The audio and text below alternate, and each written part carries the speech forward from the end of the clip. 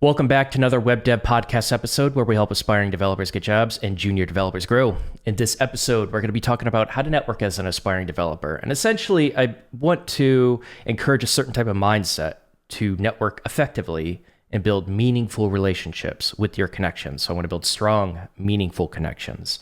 So I'm just answering questions in the comments now. So if you have questions for me and you want me to create a video on it, leave it in the comments below, but let's dive into it. So how can we network with people? So I pre-read this a little bit. I definitely have some very candid advice with this that I think a lot of people need to hear. But let's dive into it. I couldn't connect or network with anyone while I was attending college. Now that I am out of college, I regret not talking to enough people or putting myself out there. When I approach people and try to build a connection with them, I really don't know what to say or do without coming off as selfish or needy. I get this feeling that some people know why you're trying to network with them. Yes, I want to break into tech, but I also want to expand my social circle. Unfortunately, I met a lot of people in college who just know how to take and not give. I was there for those that needed help or something from me, but when I needed it, I met with a lot of rejections and hesitation. This almost gives me PTSD now when I try to approach someone new and get to know them or just have a chat. All right, let's dive into the candid advice. So when you say, I couldn't network with anyone while I was attending college, connect or network with anyone while attending college, now that I am out of college, I regret not talking to enough people or putting myself out there. So it's not that you couldn't, it's that you didn't, from what I'm reading. And it sounds like it's just because you didn't put yourself out there. So, in your question, you know the answer. You have to put yourself out there. You have to make yourself vulnerable. You have to get hurt. You have to get rejected. You have to have those really awkward conversations while other people try to not have really awkward conversations with you. This is just social interaction, and you got to grind through it. Honestly, I don't think there's any secret to being able to have conversations that just flow and build meaningful connections. You just got to have a lot of really bad ones. You got to fail a lot. That's how you get better socially. So there's no easy answer to help you get past that. You just got to do it and suck up the emotions. You could feel the emotions, but don't let them affect you from not doing it again. You have to understand this is part of the process, and this rejection, these awkward conversations is literally part of your growth. Understand that when you're going into these, and maybe that'll loosen things up so you can just chill out and not set these really rigid expectations like you need to gain this out of this conversation. Maybe you're just talking to someone. So I get this feeling that some people know why you're trying to network with them, and that tells me that you are only approaching these people to network with them. I don't think that's an effective approach.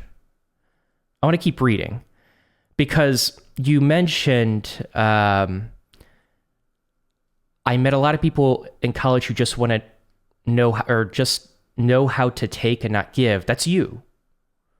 So at first you say you feel that people know why you're trying to network with them, which is implying that you're trying to get something from them. You are trying to get something from them. And then you say, I met a lot of people in college who just know how to take and not give. That's you. You're describing yourself again.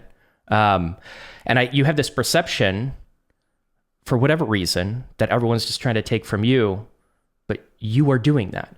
And I find that when you project that energy, and you are just trying to take from other people, you are just trying to extract value from other people, you are going to attract people who are doing the same.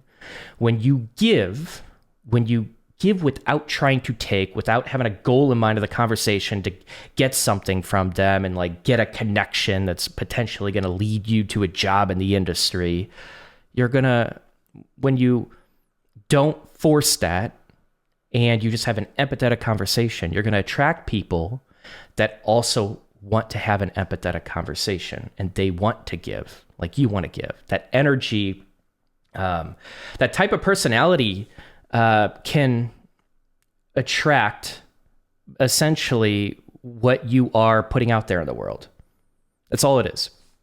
So I was there for those that needed help or something from me, but when I needed it, I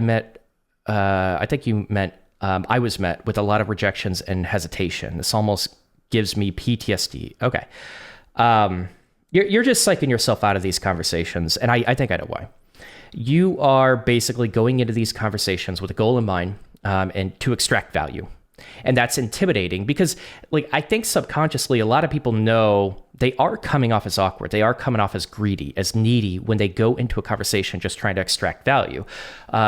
Most people don't respond to that, even if it's not through words. It's through kind of just mannerisms. It's just through their body language. It's you can detect it in other ways when you've talked to enough people. But it sounds like you're just trying to go into it to take. And I think you really don't understand that because you kind of just sound like the victim of everyone's just trying to take from you. So I would be really critical of how you approach these conversations, of yourself, and how you come across. And I think you're going to attract more people in the industry to have empathetic conversations, to want to listen to you, to want to connect with you when you do the same. And I do not see that. I do not hear that. So I would be a lot more critical about how you approach these conversations. But here's what I want to instill in you and a lot of people. Not everyone, most people fuck up networking. When you hear networking, when you are trying to become a developer, to me, that sounds like something like it sounds like every interaction that you need to have, you are trying to extract value in this like stuffy atmosphere. I think of like a networking event where you just go to a bunch of people that want something different, and hopefully you guys can give each other the same value. But like most people don't know how to even handle networking events. Their first interaction is just about extracting that value. With networking, and when you're building meaningful relationships, it takes time. Even like a lot of salesmen will like buy dinner, or like if they are receiving some sort of contract, or like whoever is in basically who has the advantage in the relationship is probably going to buy the other person dinner and just play golf, right? These connections are formed by just bullshitting with the other person. You're just building a relationship. I wouldn't even call it like building a relationship sometimes, but sometimes it's even small talk. You are having a conversation with another person where you just get to bullshit about life. You get to bullshit about the event. You can just, even like, I know it sounds cheesy, but even like if it's stormy, it's okay to bring up the weather. Like, oh man, third day in a row, this is crazy. Like that's still an opener. And I think a lot of people just need to practice having casual conversation. You're just having fun and being playful with the conversation and ask them questions, get to know that person.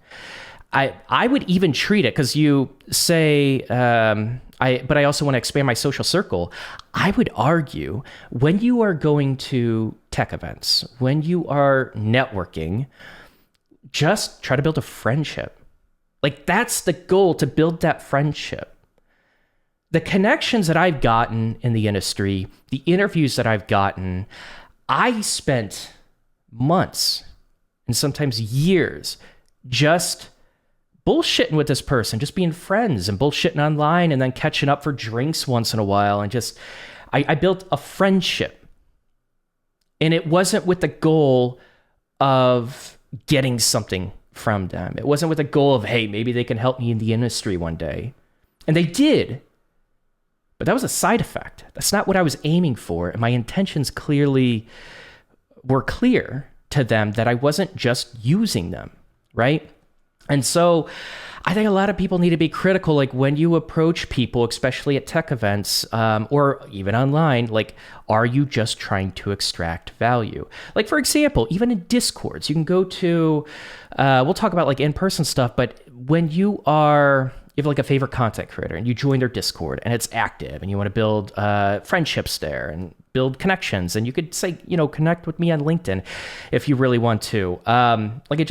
depends on where that conversation goes. But when you talk to people on Discord, you don't want to be the person that's just asking questions and not even thanking people and not answering other questions. People notice this. You want to be the person that gives back to the developer community. You want to be the person, like if a developer is just venting and you hop in and be like, yeah, I've been there. Like when you are just that type of person that just tries to extract value, that's just so obvious and noticeable. Be that person that just communicates and bullshits and has a casual conversations with people in that Discord. There's just a difference. I noticed it in my own community as well. Some people just like come in, they'll just ask a random question. Sometimes they won't even thank people for answers. They're just there to take. And there are people in my Discord who will...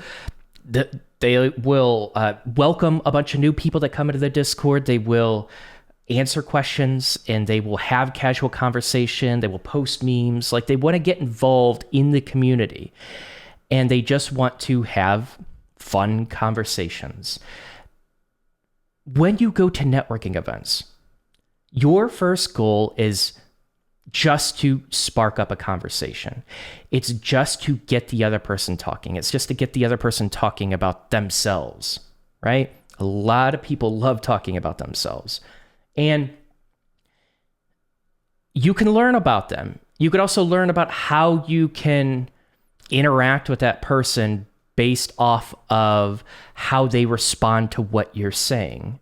Like if you have a conversation about a certain topic, maybe they're not that into that certain topic, and then you read that and you get better at reading that when you try to read stuff like that, and then you change topics. Or, when you talk about them or you ask about, maybe they don't care about sharing their coding journey, right? A lot of people would just ask like, hey, what are you up to with the coding journey? A lot of people are, they don't have confidence and they're stressed out about it. And they kind of go to these events to even relieve stress. Or maybe they're just they've heard that they need to go to these tech events or meetups and they need to network, right? But a lot of people will find relief when you just start a casual conversation and maybe get their mind off of it. I don't know, maybe you have a favorite sports team. And like, that's just conversation. It's like you just ask questions, you introduce topics. Are they interested in it, right? Do they focus a little bit more on you? Does their body language, like, are they looking, like, is their chest pointed away from you or is it pointed towards you, right? When people start, crossing their arms and maybe even turning, like they're just shutting down. But when their arms are loose, they're open, they're less nervous, they're less anxious, and they're open to your energy and they're looking at you, they're making eye contact, right? These are signals, like even just like the body direction, where their body is pointed is a signal of how comfortable they are with you. And you'll notice this when you introduce certain topics and you get into it, they'll start opening up. They'll open up. And that is, these are the kind of signals that you want to look for. Body language is huge. And I'm talking about like just being able to read people because this is networking. You need to connect with the other person, not try to form some like shallow connection where you get them to actually connect with you on LinkedIn, but they don't really care what you have to say. They just wanted you to shut up. No, they want to connect with you. They want to reach out to you. They want to go to the next event with you, right? They want to play tennis or basketball like outside the meetup because that conversation just led there. You're like, oh my, I've been looking for a basketball partner for forever. Like we got to do this. Let's do this weekend. Are you free? It really is just about forming casual connections in the tech industry. And I think a lot of people just have that all wrong. And again, I'm not amazing at this. A lot of people just need to practice it. It's literally just practicing, putting yourself out there, like you said, going to meetups, going to networking events, I would even avoid networking events, to be honest. I think those atmospheres are too stuffy and everyone's just trying to extract value. I don't think that's a natural way to network. At least for most people, they don't know how to do it. But go to hackathons, participate in hackathons. Hackathons are they are honestly a great way to just quickly bond with a team that has a lot of pressure that produces some sort of result together, and it's a win for the team. And if you go into that, willing to learn, be humble, but also put in the work and finish what you commit to with that hackathon, like don't be that person that just slacks off and lets everyone else do everything. Like be that person that takes ownership of what they're doing. You're enjoyable to talk to. Every time they have a question or you have a question, you just have this humble, kind personality that's just enjoyable to talk to. And so you could build these meaningful connections. And I highly recommend, if you build that meaningful connection, hey, let's connect on LinkedIn. I think LinkedIn is a really good platform. I know a lot of people find it cringy. It's still a good platform for a lot of aspiring developers. Build those connections. If you can't find these local events, because I know some of you are in more rural areas and outside the big city, it could be a little bit more tough. I faced that problem when I was in Northwest Indiana. I could not find a developer meetup. There was a tech meetup. I don't think there were any developers at that meetup. It was tough, right? I formed a lot of my connections. I just kind of built up a little bit of my network online, right? I live streamed on Twitch. You don't have to live stream on Twitch. You can find other ways to connect with people. And you could participate in online discords of your favorite content creators. You can participate in online hackathons. You can participate in online challenges. There are several hashtag challenges on Twitter where it encourages you to respond to other people. Like, I think the 100 Days of Code is one that a lot of people appreciate. And I think they appreciate it because of this reason, because a lot of people are encouraging. You post an update, and I think the expectation is that you're supposed to reply to some people in their updates, right? So you post your update, but you also you respond to like whatever they were working on, or even if you don't know the language, you could still provide some sort of encouragement for them, right? You can get involved on Twitter. Twitter's really good for that. You can get involved in online groups. And LinkedIn even has this. LinkedIn has online groups that you can participate in. LinkedIn, follow a bunch of people in tech, even other aspiring developers, and when they post, engage with their posts. LinkedIn's algorithm is really powerful for building connections. A lot of people sleep on this, but it is powerful. And when you provide a meaningful response and people see that response, there are people that will want to connect with you. And when you engage with your connections, a lot of your posts might even be bumped up to the top of their feed. And so there's a higher chance that they're going to engage with you. And when they engage with you and leave a comment or something similar, then that'll pop up in other people's feeds, right? Just engage on LinkedIn, engage with other people's comments. It's a really powerful way to get exposure and get noticed. And if you're being very helpful and you're being kind and humble, people are going to want to connect with you. There are a lot of online opportunities to connect if you don't have that. So, you're out of college. There are probably in the college area, like if you're still in that area, you probably are going to have different tech events that you can participate in, but you have to search for these things. But I don't think that's the problem with a lot of people. I think the problem is what we talked about. How do I actually approach these conversations in a way that isn't going to be like weird or selfish or needy? And part of that comes from you and being critical about how you approach people, because I think when you provide a different type of energy, then you're going to start attracting those connections that actually you're going to build something out of that.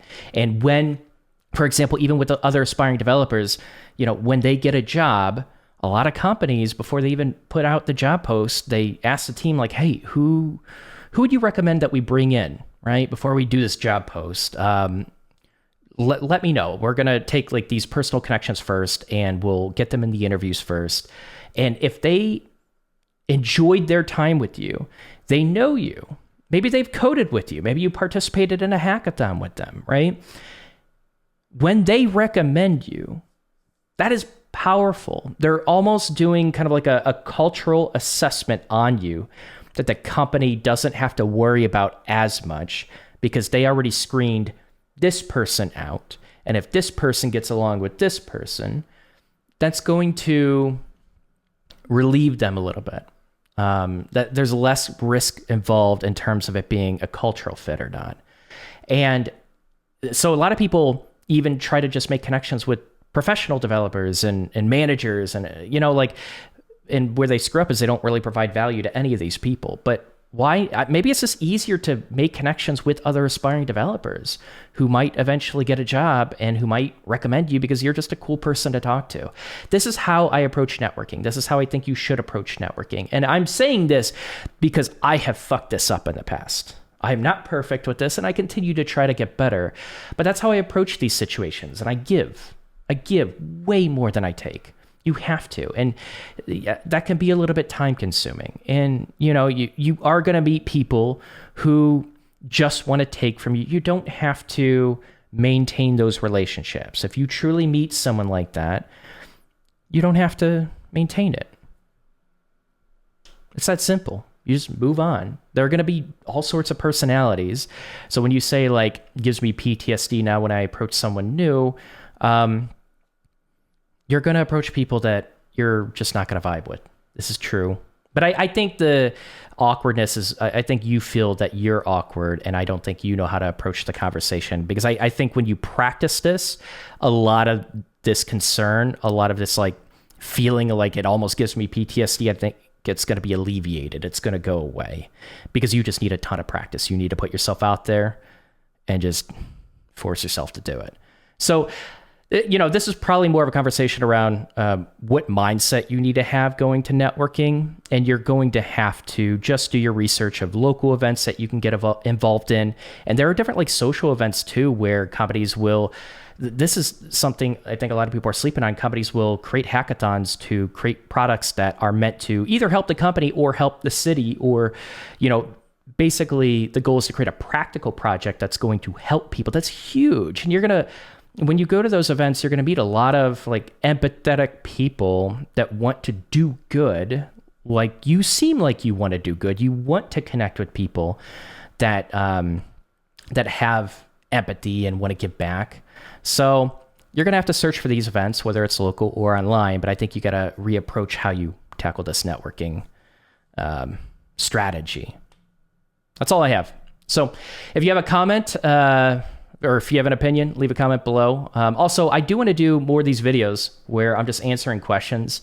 And yeah, I got to push out a lot of videos. So if I find a question interesting, I think it's going to be helpful for people, I'll go ahead and create a video out of it. But hope this helps and good luck.